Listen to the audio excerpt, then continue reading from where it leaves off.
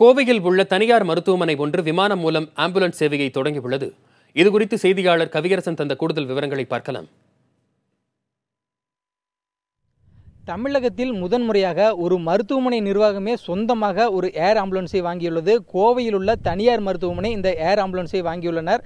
வரும் ஞாயிற்றுக்கிழமை முதல் இந்த ஏர் ஆம்புலன்ஸ் ஆனது தனது சேவையை துவக்க உள்ளது.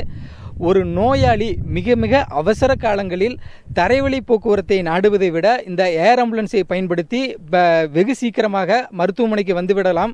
ஆனால் அதே நேரத்தில் இன்றையும் கவனிக்க வேண்டியுள்ளது, மிக அருகில் இருப்பவர்கள் தரைவழி போக்குவரத்திலே வரலாம்.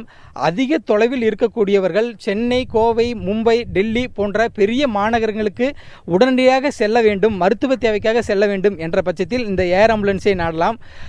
100 கிலோமீட்டர் தொலைவை கூட வெறும் 10 நிமிடங்களில் கடக்கக்கூடிய வல்லமைப்படுத்துது இந்த ஏர் ஆம்புலன்ஸ். இந்த ஏர் ஆம்புலன்ஸினுடைய உள்புற பகுதியை தான் நம்ம இப்போ பார்த்துட்டு இருக்கோம். 2 படுக்கைகள் கொண்டதாக இருக்குது. ஒன்று நோயாளிகள் படுத்து அவங்க முதலுதவி செய்வதற்கான அந்த படுக்கையாக இருக்குது. இன்னொன்று அந்த நோயாளிகள் கூட ஒரு 5 பேர் வரை அமரக்கூடிய படுக்கை இன்னொன்று இருக்குது. ஒரு நோயாளிக்கு மிக மிக அவசர காலங்களில் செய்யப்படக்கூடிய என்னென்ன முதலுதவிகள் தேவைப்படுமோ அத்தனையுமே இந்த ஏர் ஆம்புலன்ஸில் இருக்குது. மெடிக்கல் ஆக்சிஜன் தொடங்கி ஐசியூவில் மட்டுமே காணப்படுற டெட்டனேட்டர் வரைக்கும் அத்தனையுமே இந்த ஏர் ஆம்புலன்ஸ்குள்ளே இருக்குதுன்னு சொல்ல முடியலாம். இதில் இன்னொரு விஷயத்தையும் நம்ம கவனிக்க வேண்டியது இருக்குது. இதனுடைய பயண செலவு என்பது கொஞ்சம் அதிகமாக தான் இருக்குது. இப்போது தனியார் அமைப்புகிட்ட மட்டும்தான் இந்த ஏர் ஆம்புலன்ஸ் ஆனது நம்ம இருந்தது. அதை வாடகைக்கு எடுத்து மருத்துவமனை நிர்வாகங்கள் பயன்படுத்தி வந்தன. இதனுடைய அடுத்த கட்ட பரிணாம வளர்ச்சியாக இப்போது தனியார் மருத்துவமனைகள் இந்த ஏர் ஆம்புலன்ஸை வாங்கியிருக்காங்க.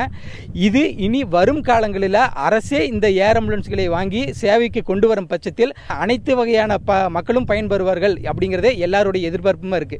கோவையிலிருந்து ஒளிப்பதிவாளர் முத்துப்பாண்டியுடன் கவியரசன்.